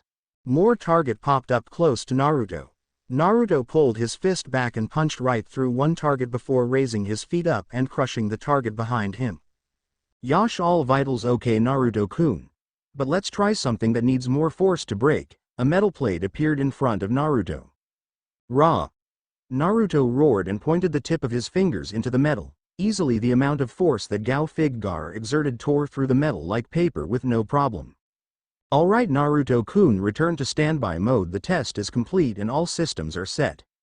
Okay, replied Naruto as the Gao Figgar returned to its standby state as the Lancelot, while the G-parts returned to just being normal weapons for the Lancelot. Naruto looked up at the control room and gave Nepgear a thumbs up. Looks like Lancelot and Gao Figgar would be making a return to his academy along with the new Conquista float system. It was the first week back in class and it was eventful, with the club doing its first activity, which was to help promote an upcoming convention which they ended up attending in their costumes to participate in some contests, and while they didn't win anything big, Naruto's costume did get some special mention from the judges for being well made and elegant. Nepgear and Vert even left with bags of merchandise. But now Naruto had been pulled aside by If-sensei and was told to ready the Lancelot for a special showcase. He came to class early since he felt like something was bugging him, but he did make a lunch appointment with Nepgear and Blanc later. He wanted to call Uni, but she wasn't picking up. He was in the locker room changing into his suit when Ichika stepped in with a rather handsome-looking male. "Ah, hello, you must be Naruto Namikaze," the blonde male replied in an accented voice. "Yeah, and you're another guy. Good to have another guy here. Maybe the school will finally make another bathroom for us guys, huh, Ichika?" Naruto jokingly replied. Ichika nodded and all three of them got in a good laugh before Ichika introduced Charles Dunwa to Naruto. "So Ichika, do the girls usually chase you?" Ichika sighed and shook his head while Naruto laughed. "Well, let's just say the girls here aren't as innocent as they look." Naruto took out something from his pack and tossed it over to Ichika. "Yeah, friend of mine, Gust, accidentally delivered that masterpiece to me." Ichika and Charles saw what Naruto tossed to them and saw that it was a doujinshi of some sorts. Opening the cover, they were blasted with images that they would never get rid of. "Yeah, I was planning to get rid of it, but my teacher pulled me aside before I could," Naruto depressingly replied. Ichika was washing his face to get rid of his blush. While Charles was blushing, "I never realized that boys could do such things in such positions. Anyways, I got to go, my teacher's got something for me to do." Naruto waved goodbye to Ichika and Charles, making his way down to the arena. A few minutes later, the girls of Class 1, 2 along with Ichika and Charles were all set for the lesson to begin. "Alright, I would like some volunteers for today's training." Alcott fans stepped forward. Cecilia and Rin did just that. "For today I want you two to properly demonstrate the capacity needed for a pair fight." Rin and Cecilia were about to argue, but Shifuyu said something to them that immediately got them pumped up for the fight. But just as they were about to transform into their units, out of nowhere Maya Yamada, who was the secondary teacher for Class 1, came spiraling to the ground uncontrollably. Everyone gave her a wide berth, but at the last second she pulled up and slammed into Ichika. The crash formed a crater that threw up bits of debris. When everything settled, the students looked into the crater and saw Ichika lying on top of a blushing Maya. His hand found itself on her breast. "If this continues on, then Oromura-sensei may just turn out to be my sister-in-law." Ichika immediately noticed his mistake and scrambled up, repeatedly apologizing for his mistake, but it seemed as though Yamada-sensei didn't mind. The Lancelot floated down and planted its feet on the ground. Its helmet opened up to allow Naruto to laugh out loud. "So Alcott fan Namikaze and Yamada-sensei will be your opponents for today," Shifuyu stated. "Well Naruto, we can understand, but why Yamada-sensei?" Cecilia asked. "You'll see now, let's get going."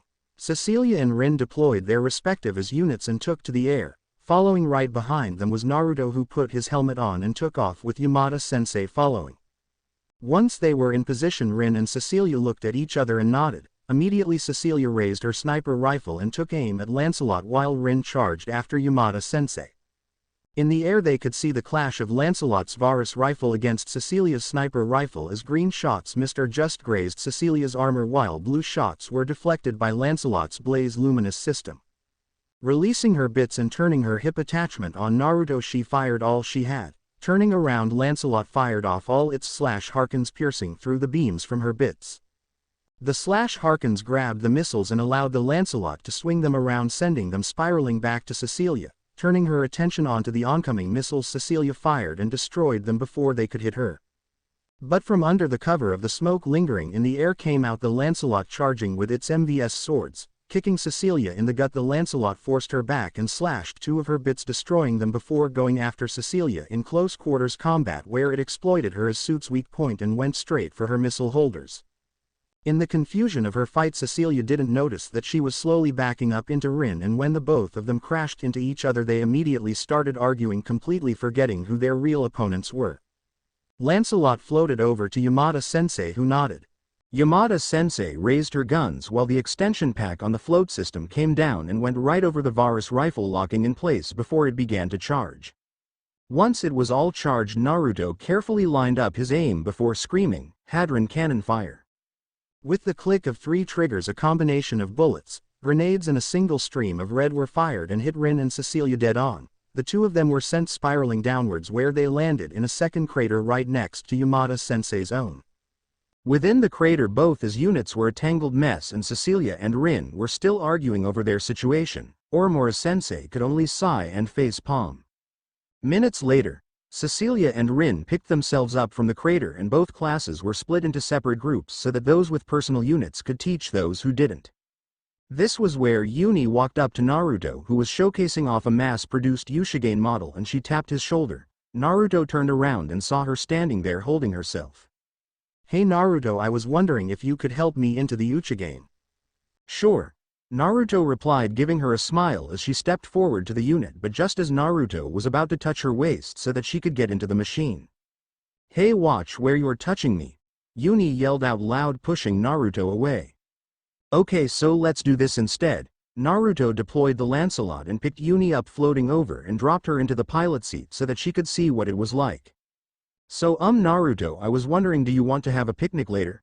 she asked when she stopped and got Naruto to help her down. "Sure," Naruto replied, getting a smile from Uni just before he got swarmed by a lot of other girls who wanted to talk to him about the Gao Fig Gar. Lunchtime, Uni was all smiles when they were at the stadium, but now she had a huge frown on her face. Naruto has brought along both Nepgear and Blanc. She just wanted it to be themselves during lunch, but at least they managed to get a nice spot on the roof for lunch. "So what did you all bring for lunch?" Naruto asked as he unveiled his lunchbox, which had some sandwiches. "Well, I made some spaghetti and meatballs," Nepgear happily replied, unveiling her lunchbox, which looked pretty normal, but upon looking over to Naruto they could see him stare at the lunch and his soul seemed to have been sapped away. Nepgear could cook. Keyword here was could, since only certain items she cooked turned out actually fit for human consumption, and those were generally the ones that Nepgear hated cooking and eating. Nepgear had the same weird tastes like Neptune. "I brought some futomaki," Blanc replied, unveiling her lunchbox with neat little rice rolls. And last but not least was Uni, who uncapped her lunchbox to reveal a very neatly assembled bento. All of them nodded, and Naruto was about to take a bite of his sandwich when Nepgear went over and she had a fork of spaghetti for him. "Here you go, Naruto." Naruto instantly paled, but he didn't want to hurt Nepgear's feelings, so he sucked it up and ate the spaghetti. Instantly he lost some color from his face and he could feel himself getting woozy, but he took a drink from his bottle and everything returned to normal after a while. "So Naruto-kun, how do you like it?"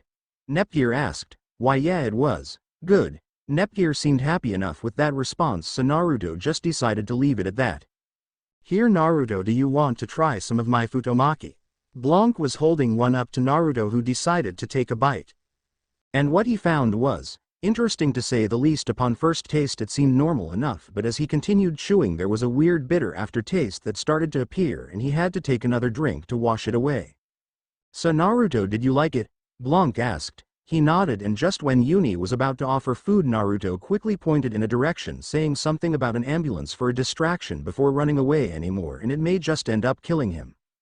With Kompa, she was on her way back to the teacher lounge after going to CIF. She wanted to give If a lunchbox, but If got a school lunch before Kompa arrived, so she's walking back with the lunchbox uneaten. This was when she noticed Naruto hiding in the classroom, shivering in fear. Namikaze-kun, what are you doing here?" Naruto turned around and was all teary-eyed. "I don't want my tongue to taste like paint thinner anymore." "Here Namikaze-kun, why don't you have this lunch? I made it by myself for If, but she already got a lunch, so please enjoy it." Naruto took one look at the lunch and it seemed as though a ray of light was shining down on it. Kampa nudged Naruto once more, placing the lunchbox and a pair of chopsticks in his hands, smiling and encouraging him to take a bite. Naruto decided to do so, and placed the lunchbox on the ground. Grabbing the chopsticks, Naruto took his first bite, and instantly he had a feeling of euphoria, like a great burden had been taken off of his shoulder. Sweet, sour, salty, all these flavors were present in the food, and so much more. This food was quite literally the best thing that he had ever tasted in his life. Once he was done and took a breath, he grabbed both of Kampa-sensei's hand and proclaimed, "Kampa-sensei, please, when I get older, will you marry me?" She was writing a report when suddenly she snapped the pencil she was holding, covering her entire desk in splinters. What was that? Why did I suddenly get the feeling like I should protect Kampa, and why do I feel like I should rip Naruto a new one in our next class training? Back with Kampa and Naruto. Kampa blushed. "Oh, Namikaze-kun, you should nt joke like that." "No, I am not joking, Kampa-sensei. Please, I want to marry you. I promise that when I do, I'll eat your food every day," Naruto insisted. "Well, if you're serious about it, then I guess I can consider it," she jokingly replied, turning away to hide her red face. She once again snapped her pencil, but now she was a little pissed off at Naruto for some reason. "What is going on?" Screamed out loud, scaring the other teachers who were marking papers. With Nepgear, she turned around when she felt a cold chill against her back. What was that? She wondered before going back to cooking food that would be Naruto's dinner. With Uni, she was at the firing range provided by the school when suddenly the cold chill hit her as well, making her miss her target. Instead, her shot went over to the next student's station, scoring a bullseye for her, and the student had to take off his goggles to see what happened. What was that cold chill? Could it be Naruto-kun? Uni blushed red before she shook her head. "What am I saying? I don't like him, do?" That for today, friends. See next video.